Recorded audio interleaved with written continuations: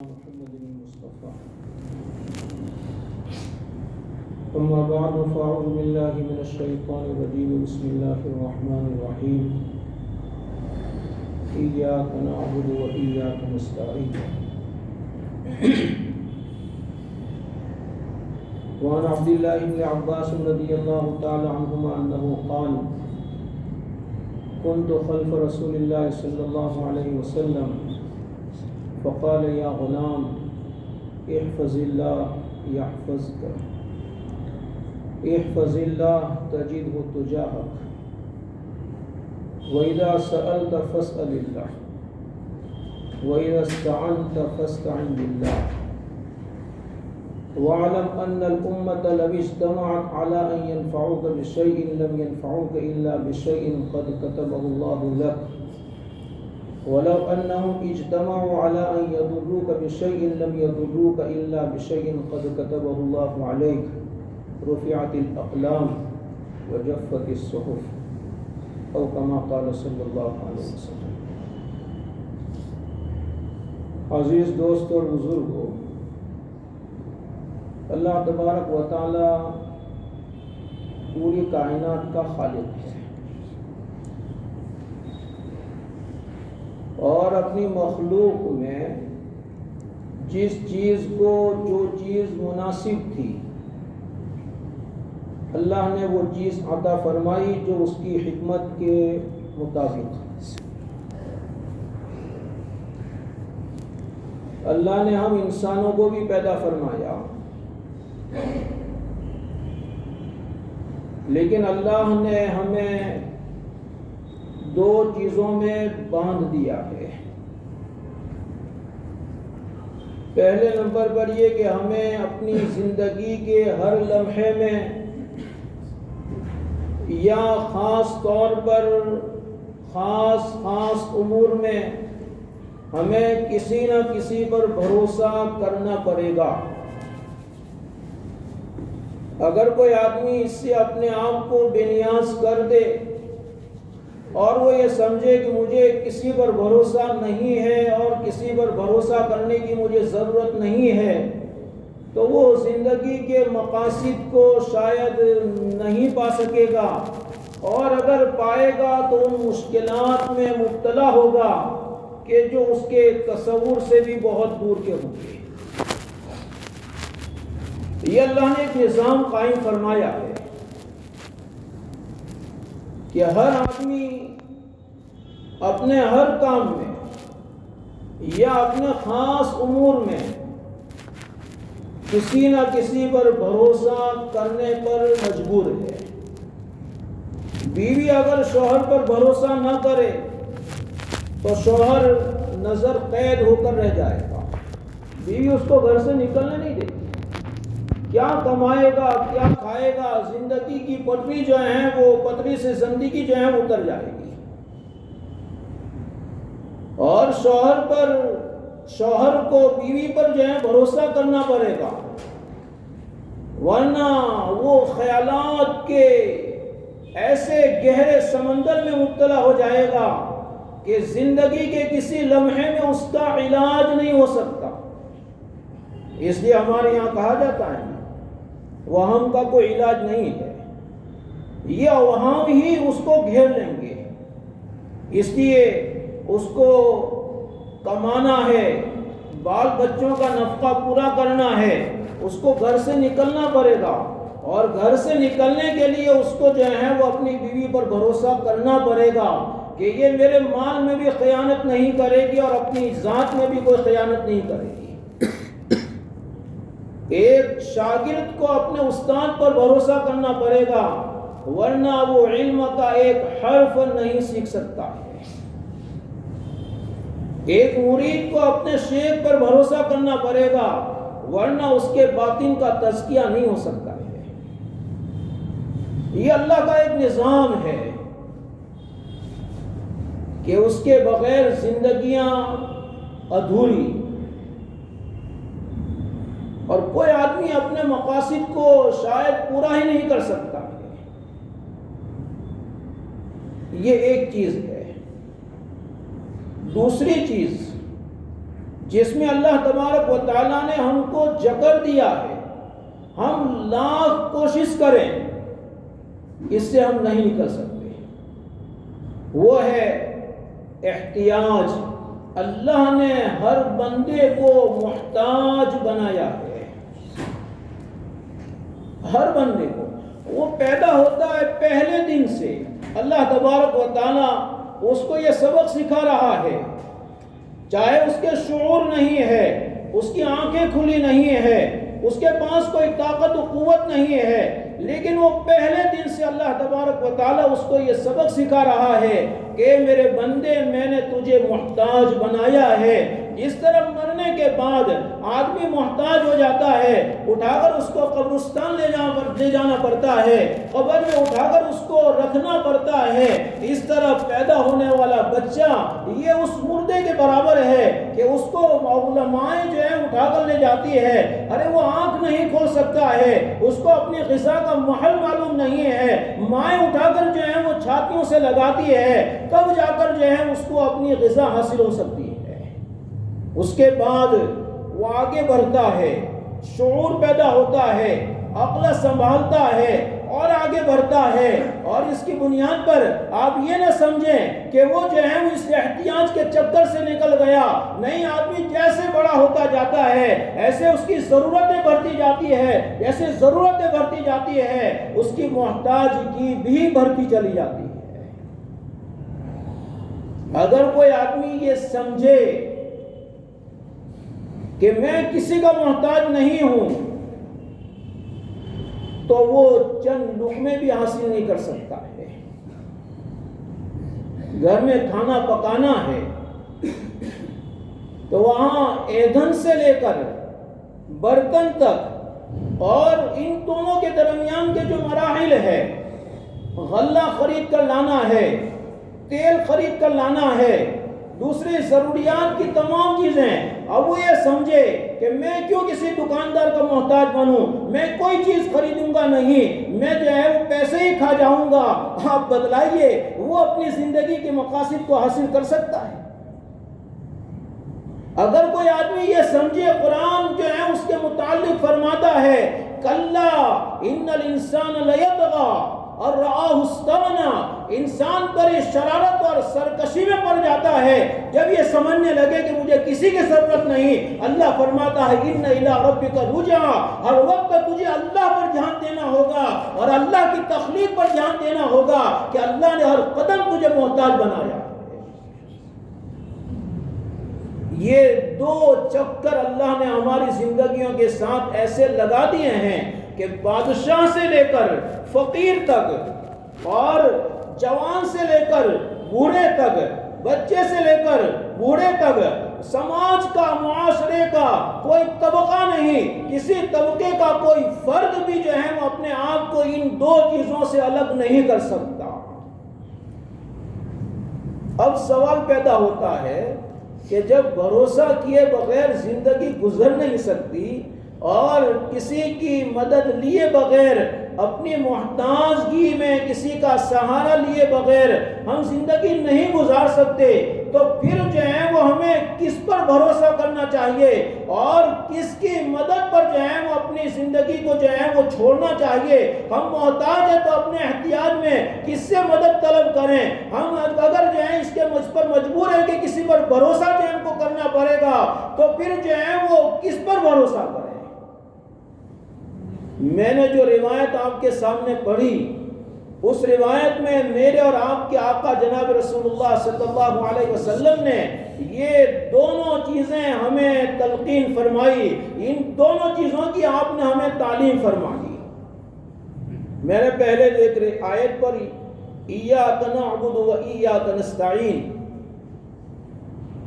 ایاک نعبد عبادت انتہائی عظمت کے ساتھ کسی کے سامنے اپنے آپ کو جھکا دینا، یہ محتاج ہی کا کام ہوگا، اور وَإِيَّاكَ نَسْتَعِينُ، اس میں جو ہے وہ اللہ سے مدد طلب کرنا، عبادت سے سلسلہ شروع ہوتا ہے، اپنے احتیاج کا، اپنے محتاج ہونے کا، ہر نماز کی ہر رکعت میں اللہ اقرار کرواتا ہے، اور اس احتیاج کو پورا کرنے کے لیے آگے جو ہے فرمایا کہ مدد طلب کرنا ہے تو کس سے کرنا ہے؟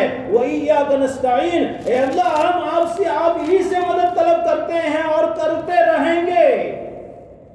نستعین مضارع کا صیغہ ہے، مضارع میں دونوں معنی ہوتے ہیں، حال کا معنی کرتے ہیں اور مستقبل کا معنی، بھوشیہ کا معنی کرتے رہیں گے۔ کیا مطلب؟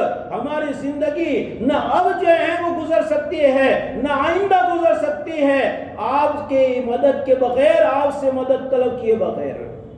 اور یہ کتنی اہم ضرورت ہوگی کہ اللہ تبارک و تعالی روزانہ ہر نماز کی ہر رکعت میں ہمیں اس کا استحضار کرواتا ہے، ہماری زبان سے اس کا اقرار کرواتا ہے، ہمارے امام کو جو ہے وہ ہمارا مقتدی اور امام بنا کر ہماری جانب سے وہ ترجمانی کرتا ہے، ایاک نعبد و ایاک نستعین۔ یہ بار بار جو سبق پڑھایا جاتا ہے وہ سبق اتنا ہی اہم ہوا کرتا ہے۔ جو روایت میں نے آپ کے سامنے پڑھی حضرت عبداللہ ابن عباس رضی اللہ تعالیٰ عنہما کی روایت ہے۔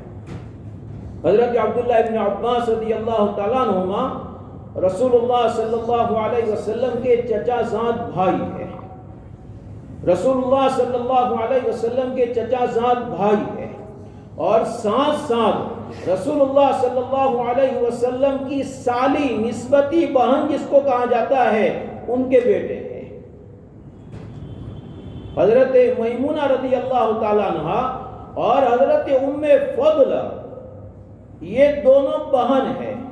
حضرت میمونہ میری اور آپ کی ماں ام المؤمنین رضی اللہ تعالیٰ عنہ، اور ام فضل یہ حضرت عباس کی بیوی ہے، حضرت عبداللہ کی ماں ہے۔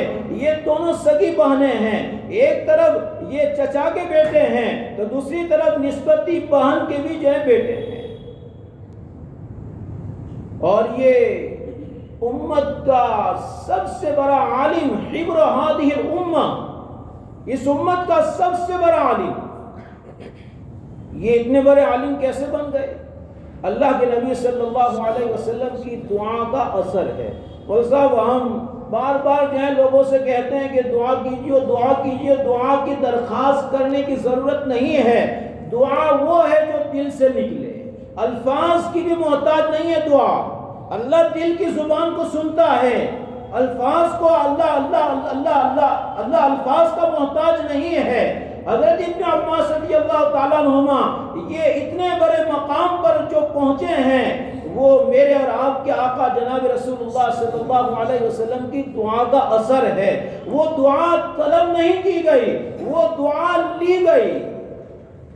حضرت ابن عباس رضی اللہ تعالیٰ عنہما چھوٹے بچے ہیں، اللہ کے نبی صلی اللہ علیہ وسلم کی وفات ہوتی ہے، اس وقت ان کی عمر جو ہے وہ 14 سال یا بعض لوگوں نے 12 سال ذکر کی ہے، اور حضرت میمونہ سے جو نکاح ہوا ہے سن 7 ہجری میں ہوا ہے، عمرۃ القضاء کے موقع پر ہوا ہے، اس لیے سن 7 ہجری کے بعد یہ آپ کی عمر مبارک اس کے بعد 4 سال جو ہے وہ رہی ہے، بلکہ 4 سے بھی کم اس زمانے کا واقعہ ہے۔ اس لیے کہ حضرت ابن عباس رضی اللہ تعالیٰ عنہما نے اپنی خالہ حضرت میمونہ ام المؤمنین رضی اللہ تعالیٰ عنہ سے درخواست کی تھی کہ خالہ جان اللہ کے نبی صلی اللہ علیہ وسلم سے آپ اجازت لے لو، میں ایک شب ایک رات میں آپ کے گھر میں گزارنا چاہتا ہوں، جب آپ کی باری ہوگی یعنی حضرت میمونہ کی اس وقت میں یہاں رات گزاروں گا، اور اس رات کے موقع پر میں یہ دیکھنا چاہتا ہوں کہ آپ کے رات کے معمولات کیا ہیں۔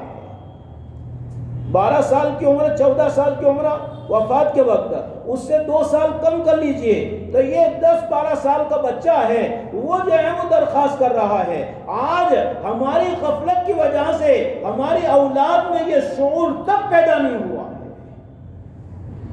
اس میں اولاد کا قصور نہیں ہے، ہمارا قصور ہے۔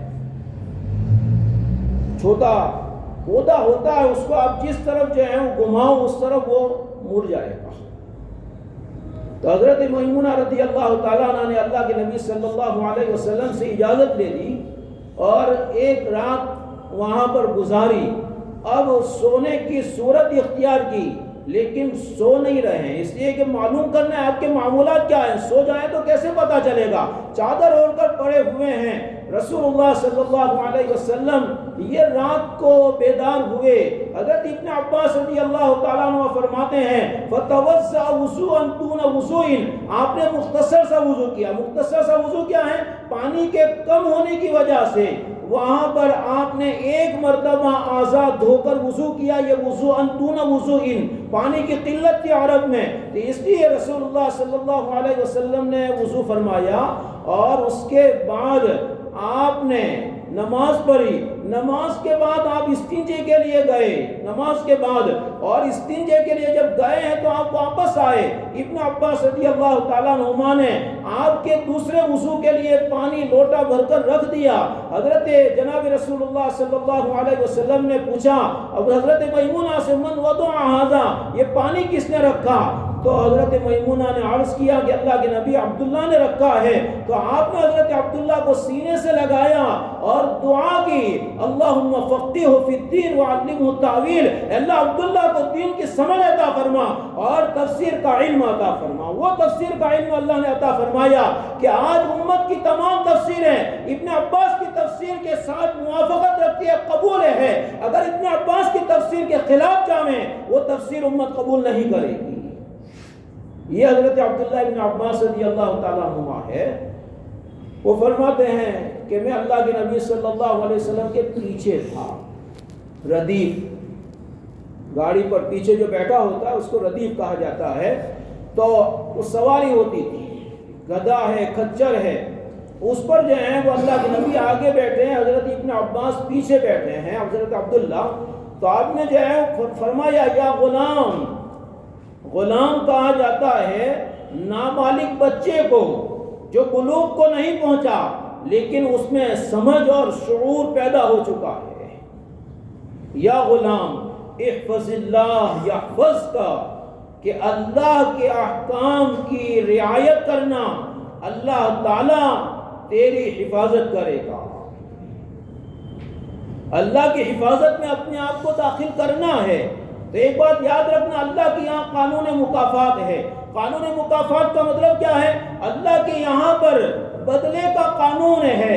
قدرت جو ہے وہ ضرور اللہ کی یہ ہے کہ وہ کافر کو بھی جنت میں جو ہے داخل کر دے، لیکن اللہ کی ایک سنت ہے، دستور ہے، سنت اللہ التی قد خلت من قبل ولن تجد لسنت اللہ تبدیلا۔ اللہ کا ایک دستور ہے، اس دستور میں کوئی رد و بدل نہیں ہوگا، کوئی ہیرا پھیری نہیں ہوگی۔ کیا دستور ہے؟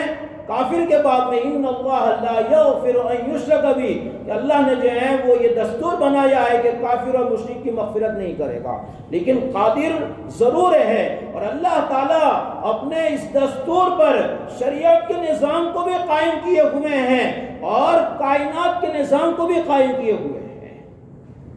اللہ کی اس دستور میں ایک بات ہے قانون مکافات۔ قانون مکافات کا مطلب یہ ہے کہ بندہ تو جیسا کرے گا میں ویسا کروں گا۔ ان تنصر اللہ ینصرکم، اگر تم اللہ کے دین کی مدد کرو گے اللہ تمہاری مدد کرے گا۔ فاذکرونی اذکرکم، اگر تم مجھے یاد کرو گے میں تمہیں یاد کروں گا۔ من ستر مسلما سترہ اللہ، جو کسی مسلمان کے عیب پر پردہ ڈالے گا اللہ اس کے عیب پر پردہ ڈالے گا۔ یہ اللہ کے یہاں قانون مکافات ہے۔ قانون مکافات وہی یہاں ذکر کیا، احفظ اللہ یحفظ کا، اے بچے اللہ کے احکام کی حفاظت کرنا، اللہ کے احکام کی نگرانی کرنا، رعایت کرنا، اللہ ہر قدم تیری حفاظت کرے گا۔ دوسرے نمبر پر میں اس کو یہیں چھوڑ دیتا ہوں، اصل مجھے اگلا مضمون ذکر کرنا ہے۔ دوسرے نمبر پر آپ نے فرمایا احفظ اللہ تجدہ تجاہک، اے عبداللہ، اے اللہ کے بندے، اے بچے، اللہ کے احکام کی رعایت کرنا، ہر قدم پر اللہ کو تو اپنے سامنے پائے گا، ہر قدم کو۔ آج ہماری بدبختی یہ ہے کہ ہم نے اللہ کے احکام کو چھوڑ دیا تو نماز میں کھڑے ہوتے ہیں تو بھی اللہ نظر نہیں آتا ہے، نہ دل میں جو ہے وہ موجود ہوتا ہے، نہ اس کا تصور جو ہے وہ ہمیں حاصل ہوتا ہے، بلکہ اس سے آگے بڑھ کر اس کا بھی ہمیں خیال نہیں ہوتا ہے کہ وہ ہمیں دیکھ رہا ہے۔ ان تعبد اللہ کأنک تراہ فإن لم تکن تراہ فإنہ یراک۔ عبادت تو اس شان کی ہونی چاہیے کہ آدمی اپنی آنکھوں سے اللہ کو دیکھ رہا ہے۔ اگر یہ درجہ حاصل نہ ہو تو یہ تو یقین ہونا ہی چاہیے کہ اللہ ہمیں دیکھ رہا ہے۔ لیکن یہ کب ہوگا؟ اللہ کے تمام احکام کی جب نگرانی کی جائے گی، رعایت کی جائے گی، اور اللہ کے احکام کیا ہیں اس کی ترجمانی میرے اور آپ کے آقا کی سیرت ہے، سیرت پوری اختیار نہ کرو تب تک جو ہے وہ اللہ نماز میں بھی نظر نہیں آئے گا، عام زندگی میں تو کہاں نظر آئے گا۔ احفظ اللہ تجد تجاہک۔ اس کے بعد وہ جواب ہیں جو کس پر بھروسہ کرنا ہے اور کس کی مدد طلب کرنا ہے۔ آپ نے فرمایا وَإِذَا سَأَلْتَ فَاسْأَلِ اللَّهِ، جب تو سوال کرے کسی چیز کا تو وہ سوال صرف اللہ سے کیا کر۔ سوال عام ہے جہاں آدمی کے پاس اسباب موجود ہو، اس کے بعد اسباب پر بھروسہ نہ کرے بلکہ جو ہے وہ اللہ سے سوال کرے۔ یہ نہیں کہ میرے پاس پیسہ ہے، دکان کھلی ہے، دکان میں مال موجود ہے، میں تو قدم چل کے جاؤں گا، لے آؤں گا، میری ضرورت پوری ہو جائے گی۔ اللہ نے جو ہے لاک ڈاؤن کے زمانے میں ہمیں بتلا دیا تمہارے اسباب میری مشیت و ارادے کے بغیر ناکام ہے، ناکارہ۔ سب کچھ جو ہے وہ ہمارے پاس موجود ہے، لیکن اللہ سے طلب کرو، اللہ سے سوال کرو، اللہ سے۔ عام گھر میں نمک نہیں، پیسہ موجود ہے، پھر بھی اللہ سے سوال کرو، اللہ سے سوال کرو۔ حضرت عائشہ سے آپ نے فرمایا کہ عائشہ اللہ سے سوال کرو، اگر جو ہے تمہارے چپل کی پٹی ٹوٹ جائے تو بھی اللہ سے سوال کرو، تمہاری جو ہے وہ یہ لائٹ چلی جائے، اس وقت تو چراغ ہوا کرتے تھے، ہوا کے زور سے بجھ جاتے تھے، وہ اگر بجھ جائے تو بھی اللہ سے جو ہے وہ سوال کرو۔ اور وَإِذَا اسْتَعَنْتَ فَاسْتَعِنْ بِاللَّهِ، استعانت خاص ان امور کے ساتھ تعلق رکھنے والا امر ہے کہ جہاں انسان اپنے اسباب کے آئینے میں اپنے آپ کو عاجز دیکھ رہا ہے، کوئی سبب نظر نہیں آ رہا ہے، تو وہاں پر اب خاص توجہ کے ساتھ کسی کی مدد طلب کرنا ہے۔ تو اللہ کے نبی صلی اللہ علیہ وسلم نے حضرت ابن عباس رضی اللہ تعالیٰ عنہ سے فرمایا وَإِذَا اسْتَعَنْتَ فَاسْتَعِنْ بِاللَّهِ، جب مدد طلب کرو تو اللہ سے مدد طلب کرو۔ تمہارا دشمن قوی ہے اور تم اس کا مقابلہ نہیں کر سکتے ہو، رات کو اٹھ کر دل کی گہرائی سے تو آنسو بہا کر اللہ سے مدد طلب کرو۔ دشمن کا دل اللہ کے قبضے قدرت میں ہے، قلوب العباد بین اصبع الرحمن یقلب کیف شاء، ان بندوں کے دل اللہ کے قبضے قدرت میں ہے، اللہ جس طرح چاہے جس طرف چاہے اس کو پھیر سکتا ہے۔ ابو سفیان رضی اللہ تعالیٰ عنہ کو اللہ کے نبی صلی اللہ علیہ وسلم نے 8 سال نہیں، 8 سال تو مدینہ کی زندگی کے، 13 سال مکہ کی زندگی کے ان کو سمجھایا، لیکن ہر وقت دشمنی میں پیش ہیں، لیکن فتح مکہ کا موقع آتا ہے، وہاں حضرت ابو سفیان رضی اللہ تعالیٰ عنہ اب حضرت عباس ابن عبد المطلب کو لے کر چلتے ہیں، مجھے لے چلو بارگاہ رسالت میں ایمان قبول کرنا چاہتا ہوں۔ آج تک کون تھا جس نے دل میں ایمان کی حقیقت جو ہے وہ داخل ہونے نہیں دی، اور آج کون ہے جس نے ایمان کو جو ہے ایمان سے دل کو بھر دیا ہے؟ وہ اللہ ہے۔ قلوب العباد بین اصبع الرحمن۔ اس لیے مومن کی شان یہ ہے کہ زندگی کے کسی بھی لمحے میں وہ مایوس نہیں ہو سکتا ہے، زندگی کے کسی بھی لمحے میں اپنے آپ کو بے یار و مددگار محسوس نہیں کر سکتا ہے، زندگی کے کسی بھی لمحے میں وہ اپنے آپ کو اکیلا محسوس نہیں کر سکتا ہے، اس لیے کہ اللہ ساتھ ہے۔ اللہ کو ساتھ لے لو، اللہ کو ساتھ لے لو۔ اللہ کے نبی صلی اللہ علیہ وسلم فرماتے ہیں، یقول اللہ تعالی، حدیث قدسی ہے، اللہ تعالیٰ فرماتے ہیں کہ اطلبنی تجدنی، اے میرے بندے مجھے طلب کر، مجھے تو پائے گا۔ ان وجدتنی وجدت کل شیء، اگر تو نے مجھے پا لیا کائنات تیرے قدموں میں ڈال دوں گا۔ اور وَإِن فَاتَنِي فَاتَكَ كُلُّ شَيْءٍ، اگر مجھے بھول گیا کائنات کا ہر ذرہ تمہیں الٹے تیور دکھلائے گا۔ یہ اللہ کا نظام ہے۔ اس لیے وَإِذَا اسْتَعَنْتَ فَاسْتَعِنْ بِاللَّهِ۔ اب آگے عقیدے کے بعد آپ نے ارشاد فرمائی وَاعْلَمْ، اے عبداللہ، اے بچے، یہ یقین کر لو کہ ان الامت لو اجتمعت علی ان ينفعوک بشیء، کہ تمام انسان مل کر، امت موجودہ طبقے کو نہیں کہا جاتا، امت اللہ کے نبی صلی اللہ علیہ وسلم کے زمانے سے لے کر قیامت تک آنے والے تمام انسانوں کے مجموعے کو کہا جاتا ہے امت۔ پوری امت اگر اس پر اتفاق کر لے کہ تمہیں کوئی فائدہ پہنچائے تو یقین کر لو کہ لم ينفعوک الا بشیء قد کتبہ اللہ لک، وہ اتنا ہی فائدہ پہنچا سکتے ہیں جو اللہ نے تمہارے مقدر میں لکھ دیا ہے۔ ان کے پاس کچھ نہیں ہے، یہ تقدیر کے تابع ہیں، یہ اعلی کار بن سکتے ہیں، لیکن وہ اپنی ذاتی قدرت کی بنیاد پر سب مل کر، کوئی ایک آدمی تو کیا، کوئی ایک حاکم تو کیا، کوئی جو ہے وہ ارباب حکومت کا جٹھا تو کیا، پوری امت مل کر تمہیں کوئی فائدہ پہنچانا چاہے نہیں پہنچا سکتے، نہیں پہنچا سکتے۔ یہ یقین کر لو، اس یقین کے بغیر اللہ سے سوال کرنا دشوار ہوگا، اس یقین کے بغیر اللہ سے مدد طلب کرنا دشوار ہوگا۔ اسباب کے جو ہے وہ آئینے میں اپنی ضرورت کو پورا ہوتا ہوا دیکھو، اس کو اسباب تک محدود رکھو، اس کو اسباب تک محدود رکھو۔ مسبب الاسباب کا اپنا جو ہے وہ ذاتی اثر اس کے پیچھے کار فرما ہے، اس لیے اسباب کو مؤثر نہ سمجھو، یہ آپ فرما رہے ہیں۔ اور آگے فرمایا کہ وَلَوْ أَنَّهُمْ اجْتَمَعُوا، اگر یہ تمام مل کر اتفاق کر لے عَلَىٰ أَن يَضُرُّوكَ بِشَيْءٍ، کہ تمہیں کوئی نقصان پہنچاویں، تو لَمْ يَضُرُّوكَ إِلَّا بِشَيْءٍ قَدْ كَتَبَهُ اللَّهُ عَلَيْكَ، وہ اتنا ہی نقصان پہنچا سکتے ہیں جو اللہ نے تقدیر میں لکھا ہے۔ اس لیے نہیں کہ وہ قادر ہیں، نہیں، اس لیے کہ اللہ نے لکھا ہے، اللہ نے لکھا ہے۔ اس لیے جو ہے وہ تمہیں فائدہ بھی پہنچا سکتے ہیں، نقصان بھی۔ ان کو ذاتی طور پر کوئی قدرت حاصل نہیں۔ فرعون بھی تو نکلا تھا بنی اسرائیل کو جو ہے قتل کرنے کے لیے اس زعم میں کہ آج لاشوں کے ڈھیر لگا دے گا، لیکن جب وہ بحر قلزم کے قریب پہنچتا ہے، بنی اسرائیل جو ہیں وہ تڑپ رہے ہیں، موسیٰ علیہ السلام سے کہہ رہے ہیں قال اصحاب موسیٰ انا لمدرکون، اے اصحاب موسیٰ، موسیٰ کے ہمراہیوں نے موسیٰ علیہ السلام سے کہا کہ ہم تو پکڑے گئے، آگے بھی موت ہے، پیچھے بھی موت ہے۔ حضرت موسیٰ علیہ السلام نے اس وقت جو چیز ان کو پیش کی، جو چیز ان کو بتلائی، وہ کیا؟ کلا، یہ نبی کا یقین ہے، کلا، ہرگز نہیں ہو سکتا ہے۔ کیوں؟ ان معی ربی سیہدین، تمہارے ساتھ نہیں، تمہیں یقین نہیں ہے، میرا یقین اللہ کو میرے ساتھ لیے ہوئے ہیں۔ ہاں میری برکت سے تم بچ سکتے ہو، لیکن جو ہے وہ اللہ کا ساتھ کس کے؟